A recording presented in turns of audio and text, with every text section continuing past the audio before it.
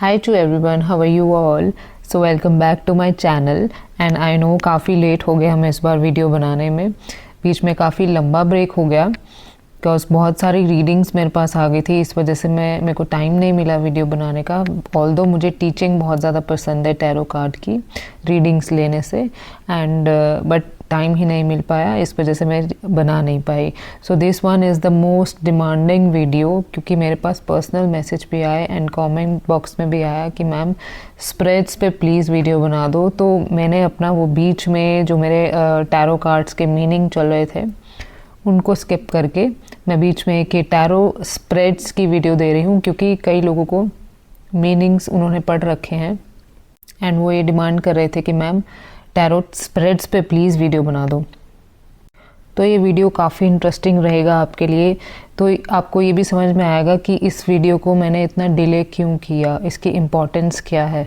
ठीक है, हमें जब हम टैरो रीडिंग सीखते हैं ना, जब मैंने भी फ़र्स्ट टाइम सीखी थी बहुत टाइम पहले, तो मुझे भी इस चीज़ में बहुत ज़्यादा इंटरेस्ट आता था कि मैंने कार्ड्स के मीनिंग तो सीख लिए हैं, अब मुझे स्प्रेड्स आने चाहिए, डिफरेंट टाइप्स के स्प्रेड्स आने चाहिए।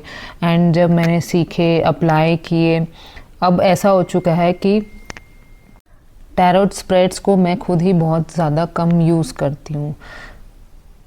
अब आपको लग रहा होगा कि क्या इसकी इम्पोर्टेंस है भी कि नहीं, इसकी इम्पोर्टेंस होती है, बिल्कुल होती है, लेकिन इसको यूज़ कैसे करना है ये मैं आपको इस वीडियो में बताऊंगी।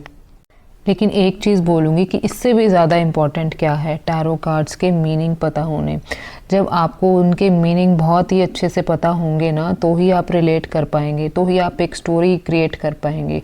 जब तक आपको वो बेसिक स्ट्रॉन्ग नहीं होगा तो वो आपको टैरो स्प्रेड्स में कोई मज़ा नहीं आने वाला। ठीक है, तो ये आप अपने हिसाब से देखिए कि आपको कितना मीनिंग आ चुका है। अगर आपको अपराइट एंड रिवर्स मीनिंग आ चुके हैं बहुत ही अच्छे से, उसके बाद आप टैरोट स्प्रेड्स पे चाहिए, क्योंकि मैं ये नहीं कहूँगी कि इसकी कोई इम्पोर्टेंस नहीं है। आपको A to Z tarot card का न्यूमरोलॉजी से क्या कनेक्शन है, टैरो कार्ड स्प्रेड क्या होते हैं, कौन कौन से डेक आपको यूज़ करने चाहिए। आपको जब आप एक फील्ड के अंदर जाते हैं ना, तो आपको उसकी one and all A to Z पूरी नॉलेज होनी चाहिए, क्योंकि आपके पास ऐसे भी क्लाइंट्स आएंगे, ऐसे भी लोग आएंगे जो खुद ही टैरो रीडिंग करते होंगे। क्योंकि मैं भी कई बार, मैं मान लीजिए कई बार नेगेटिव हो जाती हूँ, तो मैं अपनी टैरो रीडिंग किसी और से ही करवाती हूँ। मैं उसको ये थोड़ी बताती हूँ कि मेरे को भी आता है रीड करना, मैं भी टैरो रीडर हूँ। क्योंकि उस टाइम पे हमारी एनर्जी डाउन होती है, तो हम अपनी खुद की रीडिंग नहीं कर पाते, तो हम किसी और से कराते हैं फिर। तो अब जब कोई आपसे रीडिंग कराएगा तो उसे सब पता होगा कि इसके अंदर का क्या है, कौन सा कार्ड आया है। अगर वो आपसे पूछ लेता है, वो आपसे कुछ भी पूछ सकता है। तो अब आपके पास जब भी कोई आता है ना, इधर वो आपका फैमिली मेम्बर हो, फ्रेंड हो, या फिर आप किसी की रीडिंग कर रहे हो, आपका कोई क्लाइंट हो, ठीक है, वो आपसे एक बात हमेशा याद रखना कि वो आपसे सेटिस्फाई होके ही जाना चाहिए। ठीक है, अगर वो आपसे सेटिस्फाई होके नहीं गया ना, आपने कुछ गलत बता दिया, सेटिस्फाई क्यों नहीं होके जाएगा। देखिए, सबसे बेसिक चीज़ कि आपको कार्ड के मीनिंग पता होने चाहिए। मान लीजिए उसने पूछ लिया कि कौन सा कार्ड आया है, तो आप पूछेंगे कि क्या आप भी टैरो रीडर हैं, तो आप बोलेंगे, वो बोलेगा कि हाँ जी मैं भी टैरो कार्ड रीडर हूँ। तो वो पूछेगा कि कौन सा कार्ड है। अब वो किस क्वेश्चन में पूछेगा, जब आपने उसके बारे में कुछ नेगेटिव बता दिया, उसने सोचा यार ये कैसे बता दिया, ऐसा कौन सा कार्ड आ गया, क्योंकि ऐसा मेरे साथ हो चुका है। ठीक है, तो आपको इसकी मतलब हर चीज़ की नॉलेज होनी चाहिए। कभी भी ये मत सोचना कि हमें ये याद नहीं करना, रिवर्स कार्ड को याद नहीं करना। क्यों नहीं करना रिवर्स कार्ड को? इस चीज़ के लिए बहुत क्वेश्चंस आते हैं मेरे पास कि क्या इसको करना ज़रूरी है, क्यों डरते हो इतना, करिए उसको, प्लीज़ करिए। ठीक है, तो चलो टाइम वेस्ट ना करते हुए हम टैरोट स्प्रेड्स पे देखते हैं कि ये कैसे वर्क करता है। सबसे पहले मैंने मेडिटेशन करके कार्ड्स को रखा हुआ है। ठीक है, अब हम इसको शफल करेंगे। शफल करके हमने इसको प्लेस कर दिया। शफल करके बहुत सारी चीज़ें होती हैं, यूनिवर्स को थैंक यू बोलना है, ये सब चीज़ें होती हैं जो करनी होती हैं, लेकिन मैंने नहीं की हैं क्योंकि अभी हम रीडिंग नहीं कर रहे हैं। ठीक है, हमने किसी का नाम नहीं लिया, किसी की डेट ऑफ बर्थ नहीं ली है, हम सिर्फ एक प्रैक्टिस कर रहे हैं, ठीक है। तो अब सबसे पहले स्प्रेड क्या है, 1 कार्ड का। 1 कार्ड कब निकालते हैं, लोग कहते हैं कि येस और नो रीडिंग हमें करनी है, तो हम क्या करते हैं, मान लो किसी ने क्वेश्चन पूछा, नो कॉन्टैक्ट सिचुएशन में किसी ने क्वेश्चन पूछा कि उस पर्सन से मेरी नो कॉन्टैक्ट सिचुएशन है, वो पर्सन मुझसे बात नहीं कर रहा है, तो क्या वो मुझसे बात करेगा कभी, या फिर वो कभी करेगा ही नहीं मुझसे बात, ठीक है। तो अब हम एक कार्ड, अब कई लोग ऐसे करते हैं, मैं बताती हूँ, कई लोग क्या करते हैं कि एक कार्ड निकाल लिया, ठीक है।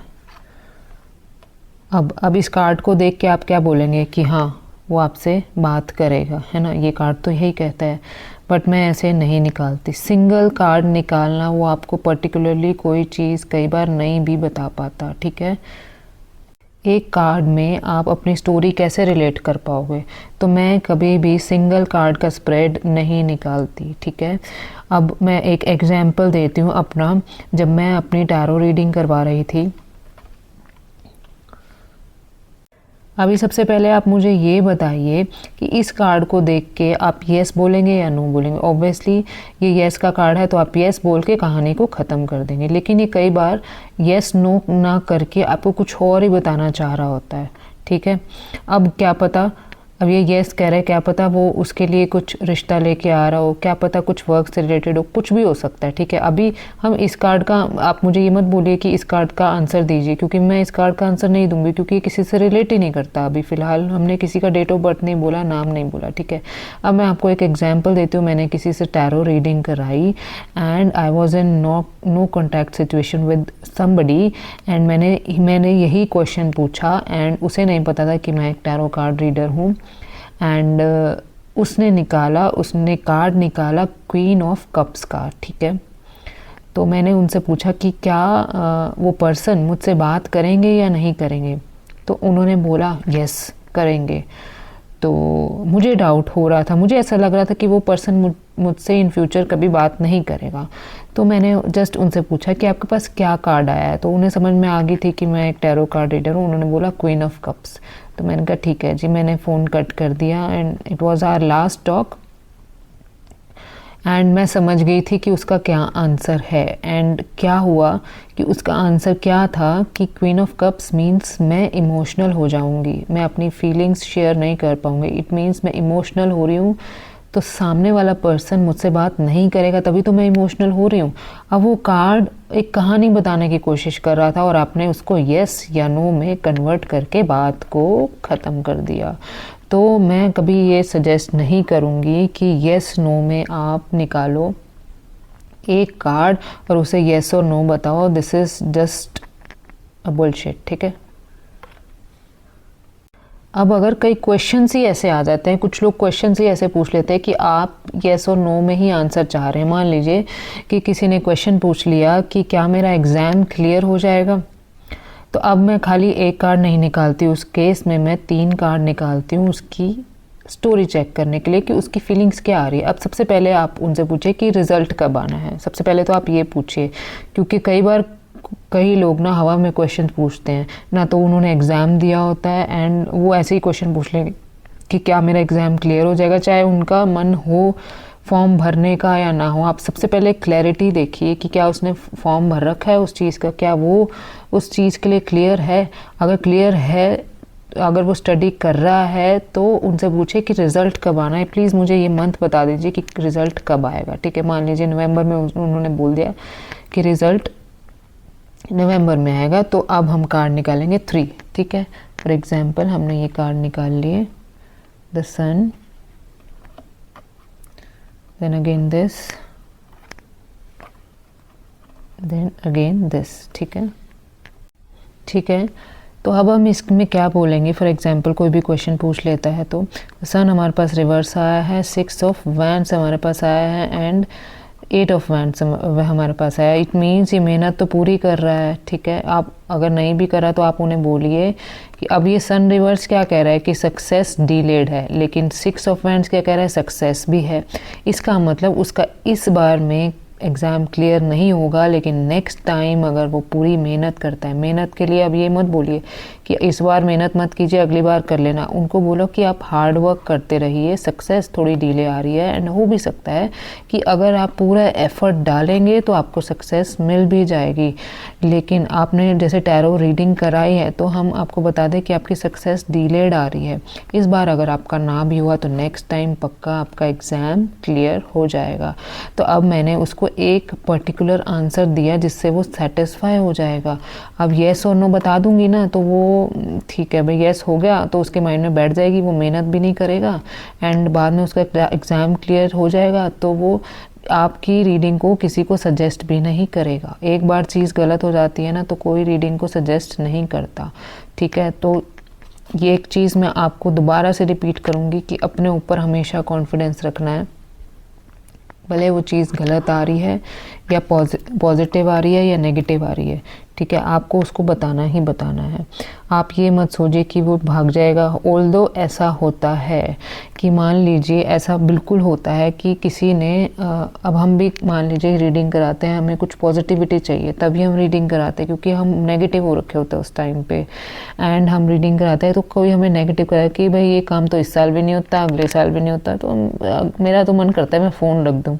तो होता ही है ऐसा, है ना। तो लेकिन हम कर क्या सकते हैं, हम उनसे पॉजिटिविटी दे दें लेकिन वो चीज़ हो ना पाए, उस चीज़ का कोई फ़ायदा नहीं होता। एंड एट द एंड थोड़ा टाइम वो नेगेटिव में रहता है, जब उसे वो चीज़ नहीं मिलती ना तो वो आपके पास ही रिपीट होके आता है कि हाँ आपने बिल्कुल ठीक बोला था कि ऐसा ऐसा ही हुआ मेरे साथ, ठीक है। अब ये क्वेश्चंस तो मैं तो कई बार मना भी कर देती हूँ कि ऐसे क्वेश्चंस मुझसे मत ही पूछा करो कि एग्ज़ाम क्लियर होगा या नहीं होगा। मान लीजिए मैं मना कर दूं तो आप मेहनत ही करना थोड़ी सी कम कर दोगे। ये नेगेटिव क्वेश्चंस होते हैं जिसको आप चाहें तो अवॉइड कर सकते हैं, आपका मन है तो आप ले सकते हैं। मैं कई बार इस चीज़ को अवॉइड कर देती हूँ कि कोई मुझसे कई बार लाइक फ्रेंड्स हो गए वो एक क्वेश्चन पूछ लेते तो मैं उन्हें अवॉइड करती हूँ कि यार मेरे पास टाइम नहीं है, आज मैं बिज़ी थी बहुत ज़्यादा। तो मैं उन्हें ये भी बोलती हूँ कि ऐसे क्वेश्चंस मत पूछा करो, जो मेजर इंपॉर्टेंट लाइफ के क्वेश्चंस होते हैं आप वो पूछिए, ठीक है। एंड जिन डिसीजंस का अभी की लाइफ में आपका कोई इम्पैक्ट ना पड़े। अब ये एग्ज़ाम वाली में क्या होगा कि वो फिर मेहनत करनी कम कर देगा, उसके अंदर नेगेटिविटी आ जाए, तो ऐसा क्वेश्चन सजेस्ट कीजिए कि कोई ना ही पूछे, ठीक है। अब हम चलते हैं सेकंड स्प्रेड की तरफ जो है पास्ट, प्रेजेंट एंड फ्यूचर। ये तो सभी ने सुना होगा, मोस्टली यूज़ किया जाता है।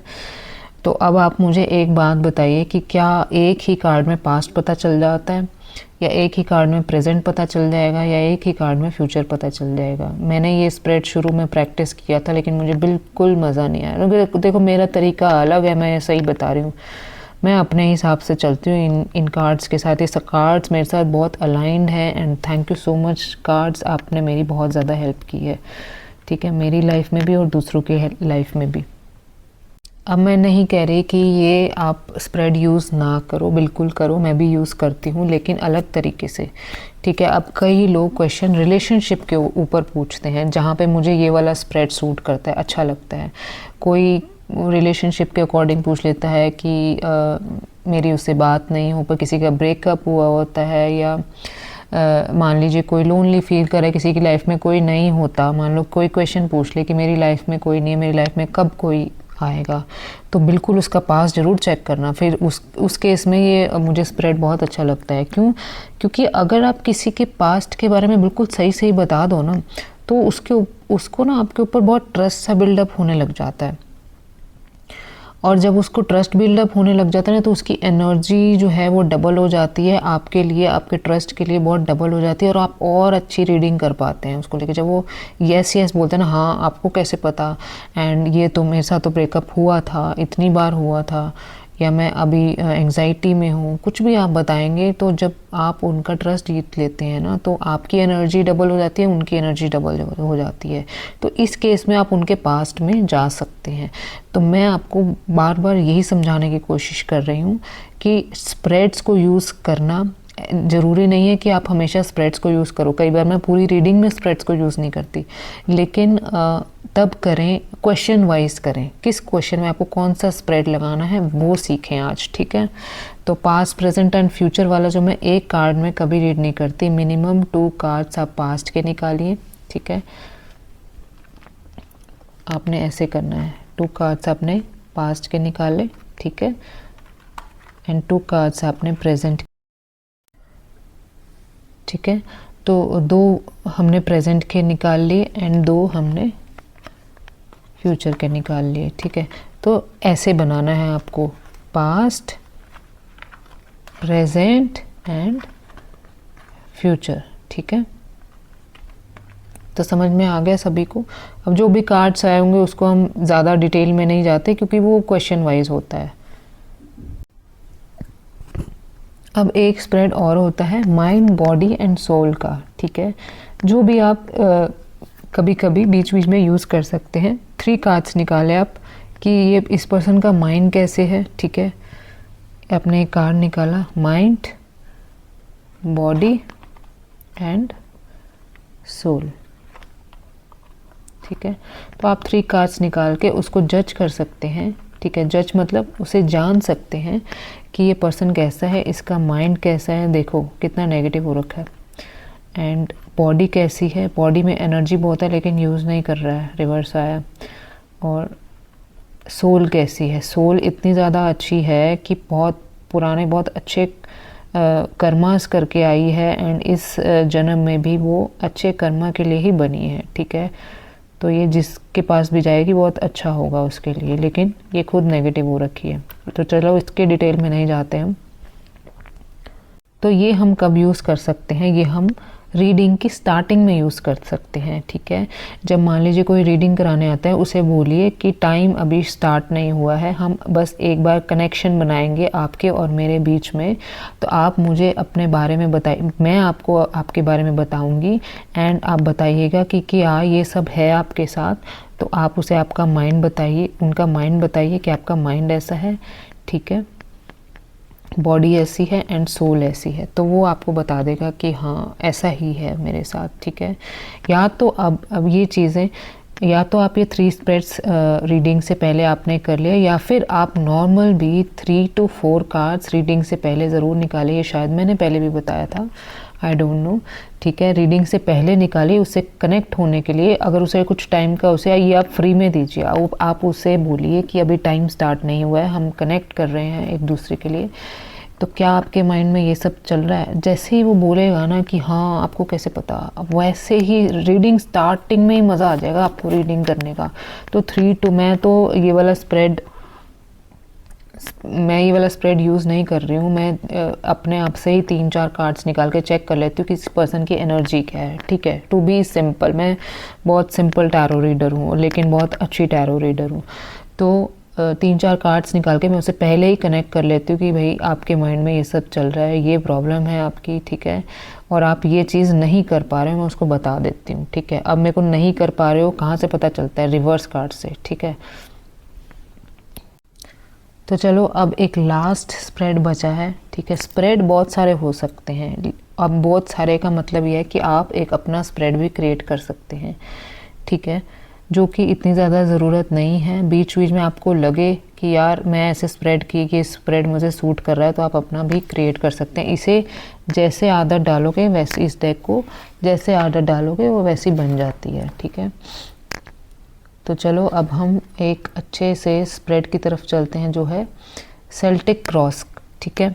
अब ये लोगों को बहुत इंटरेस्ट होता है कि ये सेल्टिक क्रॉस जो है वो कैसे यूज़ किया जाता है और इसमें हम क्या कर सकते हैं।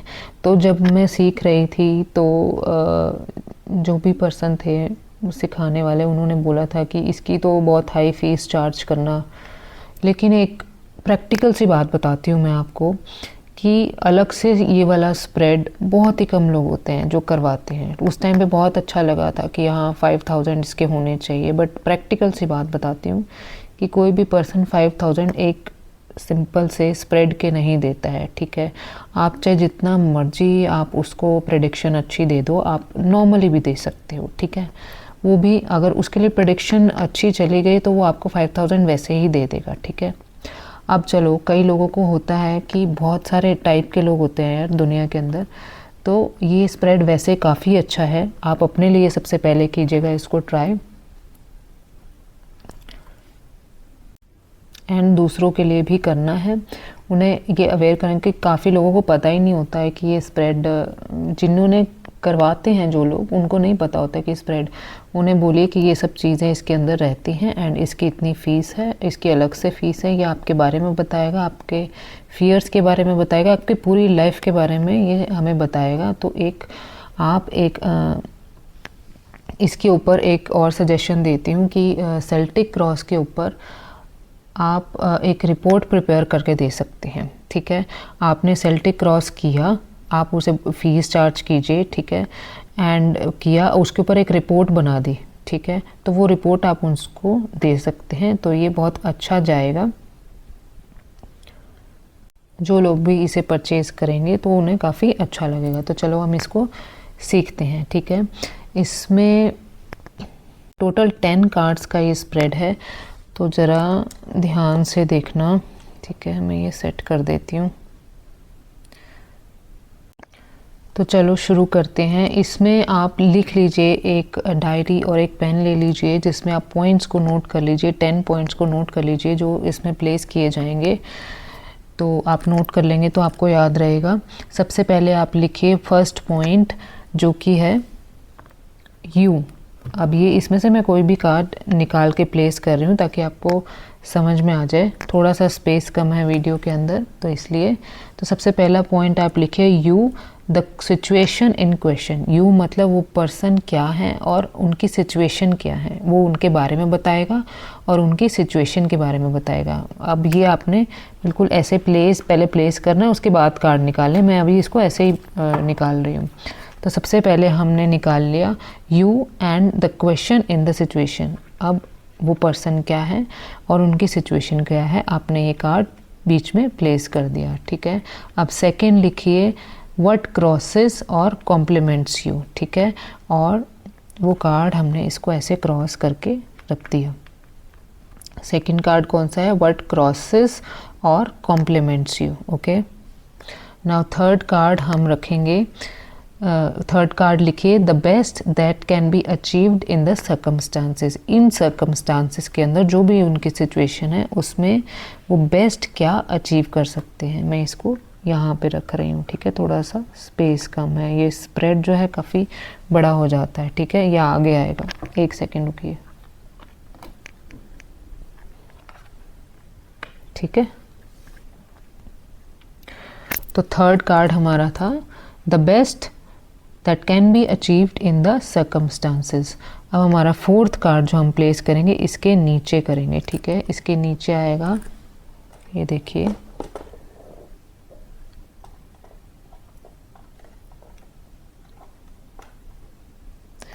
इसके नीचे आएगा the foundation the reason for the reading. अब ये रीडिंग करा रहे हैं, उसके पीछे इनका मेन रीज़न क्या है वो हम इस फोर्थ कार्ड के अंदर देखेंगे, ठीक है। थोड़ा सा ये बड़ा स्प्रेड है तो वीडियो के अंदर नहीं आ रहा है, आई होप सो आपको समझ में आ रहा होगा। एंड कोई भी प्रॉब्लम होती है तो कमेंट बॉक्स में डाल देना या मुझे व्हाट्सएप कर देना, मैं आपकी हेल्प ज़रूर करूँगी, ठीक है। एंड अब हम फिफ्थ कार्ड पे जाते हैं, द पास्ट। ये फिफ्थ कार्ड है, इसको हम यहाँ पे प्लेस करेंगे। ये हो गया हमारा पास्ट का कार्ड, ठीक है। और सिक्स्थ कार्ड है हमारा the near future. Near future का मतलब है कि बिल्कुल ही इमीडिएट फ्यूचर, 2-3 दिन बाद का इनका क्या फ्यूचर है, ठीक है। ये नियर फ्यूचर को मैंने यहाँ पे प्लेस कर दिया। अब हमारा कार्ड आता है सेवंथ इज़ यू। पहले जो यू था फर्स्ट वाला, वो आप और आप सिचुएशन को कैसे देख रहे हो, ठीक है, और आपकी सिचुएशन क्या है, ठीक है। और जब अब ये दूसरे 7th नंबर पे यू आ रहा है यहाँ पे, तो आप इस सिचुएशन में क्या फील कर रहे हो, ठीक है। इसमें मोर एम्फेसाइजेस सिचुएशन पे है, इसमें मोर एम्फेसाइजेस खुद पे है, उनके खुद के पे है कि वो कैसे टैकल कर रहे हैं सिचुएशन को, ठीक है। तो 8th कार्ड हमारा आता है your environment external influences that affecting you. अब इस सिचुएशन में कौन से ऐसे एक्सटर्नल फैक्टर्स हैं जिनसे ये इफ़ेक्ट हो रहे हैं, ठीक है। This one is the 8th card, ठीक है। अब हमारा 9th कार्ड्स है, इनके होप्स एंड फियर्स, इनका अब इस सिचुएशन में क्या किस बात से ये डर रहे हैं, ठीक है। तो हमने ये 9th कार्ड को प्लेस कर दिया होप्स एंड फियर्स में। तो अब 10th card which is the most important card जो हमारा है आउटकम का। तो आउटकम क्या है इस पूरी सिचुएशन में, हमने क्वेश्चन तो पूछ लिया है कैसे हैं, क्या सिचुएशन चल रही है। तो अब ये है आउटकम का card which is the most important card. तो हमने ये यहाँ पे प्लेस कर दिया। अब ये आपका एक प्रोडक्ट है, ठीक है। तो आपने इस प्रोडक्ट को सेल कैसे करना है। अब कई लोग होते हैं कि जिनको टैरो रीडिंग के बारे में पता नहीं होता, यूजुअली ये बहुत फेमस हो चुकी है, लेकिन कई लोग होते हैं कि यार वो फर्स्ट टाइम इनिशियल स्टेज पे आए कि आप हमें बताइए कि क्या करना चाहिए। तो आप उन्हें बोलिए कि हम आपका एक शुरू में एक सेल्टिक क्रॉस स्प्रेड करते हैं, तो आप देखिएगा कि आपको कैसा एक्सपीरियंस हुआ। अब ये जो मोस्टली इसका स्प्रेड का यूज़ करने का क्या रीज़न है कि जिनके पास कोई क्वेश्चन नहीं होता, हम उनका ये स्प्रेड यूज़ करते हैं उनका क्वेश्चन जानने के लिए कि उनकी सिचुएशन क्या है और उसका आउटकम क्या है, ठीक है। तो सबसे पहले हम वैसे ही प्रैक्टिस कर लेते हैं कि सिचुएशन क्या आ रही है। यू में ये सिचुएशन आ रही है, ठीक है। सिचुएशन ये आ रही है कि उसकी लाइफ में चेंज चल रहा है काफ़ी।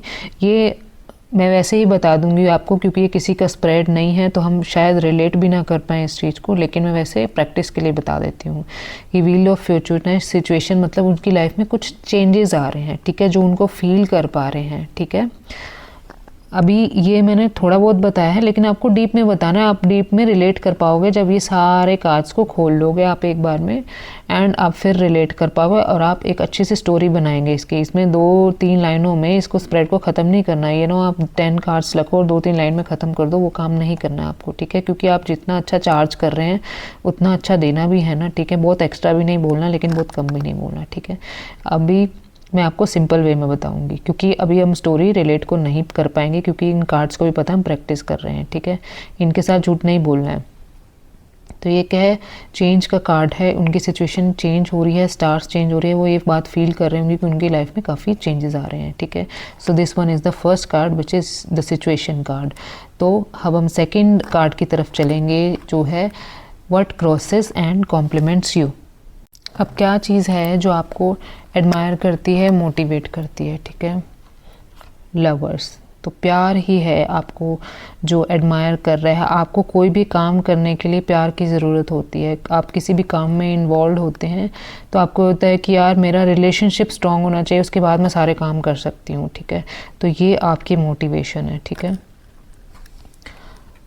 तो next is the best you can achieve in the circumstances which is the third card।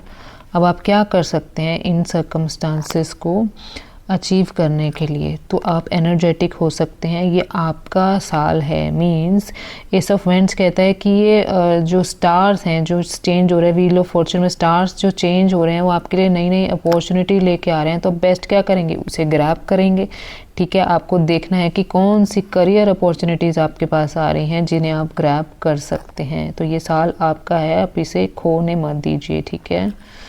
अब next is the foundation, the reason for the reading. अब वो किस चीज़ से ये रीडिंग करा है। देखो हम इसमें भी रिलेट कर पा रहे हैं, ठीक है, इसमें भी कहानी बना पा रहे हैं। तो मैंने ऐसे ही कार्ड्स रख दिए थे, तो उसके साथ कुछ गलत हुआ है, ठीक है। जो पर्सन आपकी रीडिंग करा रहा है उसके साथ ज़रूर कुछ गलत हुआ है। उसे ऐसा लगता है कि मेरे साथ ही क्यों गलत होता है और मेरे साथ जस्टिस कब होगा, कि मेरी लाइफ में अच्छा कब होगा। इस वजह से वो आपसे रीडिंग करा रहा है, इसी वजह से वो आपसे ट्रस्ट कर पा रहा है, रिलेट कर पा रहा है। The next is the past which is the fifth card, ठीक है। पास्ट क्या कहता है, फूल। फूल विच इज़ रिवर्स्ड। इस पर्सन का किसी ने फूल बना दिया, पागल बना दिया, इसको ट्रैप कर लिया। तो अब ये क्या कह रहा है कि अब एक तरफ वही है कि वो जस्टिस मांग रहा है, वो पागल बना है तभी तो जस्टिस मांग रहा है, ठीक है। तो अब आपको ये समझ में आ रही है कि अगर आप किसी का ये स्प्रेड कर लेते हैं तो वो बिल्कुल आपके ऊपर विश्वास करेगा, क्योंकि ये हम जब कहानी रिलेट करने लगते हैं तो उससे समझ में आएगा कि आपकी लाइफ की कहानी क्या है। लेकिन हम कई बार इसका प्रैक्टिकल जो हम करते हैं, वो लोगों के पास आजकल इतना टाइम नहीं है कि वो ये पूछे कि आप हमारे बारे में बताइए। ऑल्दो ये स्प्रेड की इम्पोर्टेंस बहुत ज़्यादा है, लेकिन लोग नहीं समझ पाते हैं कि क्यों नहीं समझ पाते हैं, क्योंकि उनका मनी स्पेंड होता है, ठीक है। वो अगर हमें किसी चीज़ के लिए पैसे देते हैं तो उनकी प्रॉब्लम सॉल्व होनी चाहिए, वो भी अपनी जगह ठीक। तो चलिए अब हम सिक्स्थ कार्ड की तरफ चलते हैं, जो कि है the near future. Near future मतलब 3-4 दिन तक रहेगा ये। नियर फ्यूचर क्या है कि वो अभी आगे उनकी क्या फीलिंग्स रहेंगी, तो देखते हैं। तो ये कह रहे हैं कि वो मूव ऑन करने की कोशिश कर रहे हैं, लेकिन कर नहीं पाएंगे। ऑब्वियसली जब उनके साथ अभी अभी ऐसा हुआ है, अभी अभी उनकी एनर्जीज ऐसी आ रही हैं, तो एकदम से वो कैसे मूव ऑन कर पाएंगे। तो आप उन्हें इसमें गाइड कर सकते हैं कि आप थोड़ा घूम फिर के आ सकते हैं, कहीं ट्रैवल कर सकते हैं, ताकि आपकी एनर्जीज जो हैं वो थोड़ी सी क्लिन्स हो जाएं और आप ठीक हो सकें, ठीक है। अभी इस फिलहाल क्या सिचुएशन आ रही है। 7th कार्ड क्या कहता है, यू का। यू क्या कहते हैं हमें, एंग्जाइटी। तो अभी उनकी सिचुएशन ये वाली है, क्योंकि उनके साथ उन्होंने किसी के साथ उनको किसी ने ट्रैप किया है, किसी ने उनको फूल बनाया है। तो मून की एनर्जी ऑब्वियसली आती ही है कि वो बहुत ज़्यादा एंग्जाइटी के अंदर है, ठीक है। मैं शॉर्ट में, काफ़ी लंबा वीडियो हो गया है एक्चुअली, ये चीज़ें नहीं बताएंगे तो आपको समझ में नहीं आएगा, तो मैं शॉर्ट में फटाफट करती हूँ, ठीक है। तो नेक्स्ट कार्ड है हमारा 8th card, your environmental and external influence that is affecting you. ये है हमारा 8th कार्ड। तो एनवायरमेंटल एंड एक्सटर्नल फैक्टर्स ऐसे कौन से हैं जो आपके ऊपर इफ़ेक्ट कर रहे हैं। और अब इसमें बोलना है कि कोई एक्सटर्नल फैक्टर नहीं है, ये आपकी अपनी ही सोच है जो आपने उल्टी कर रखी है एंड नेगेटिव कर रखे, अपनी सोच को नेगेटिव किया हुआ है। कोई आपको इन्फ्लुएंस नहीं कर रहा है, यहाँ पे आप खुद को कर रहे हैं, खुद को हार्ड वर्क करा रहे हैं, खुद को पेन दे ही जा रहे हैं। इस सिचुएशन में आपको ऐसा लगता है कि आप सबसे अनलकीस्ट पर्सन है इस अर्थ पे। आप खुद को पेन प्लीज़ मत दीजिए, उनको समझाइए ये चीज़, ठीक है। And now hopes and fears. Hopes and fears का है, अब देखिए कोई पर्सन है, कोई मेल फिगर है जिसको खोने के ये डर रहे हैं। इट मीन्स उनके माइंड में अभी भी ये मेल पर्सन अभी भी है एंड उन्हें ऐसा लगता है कि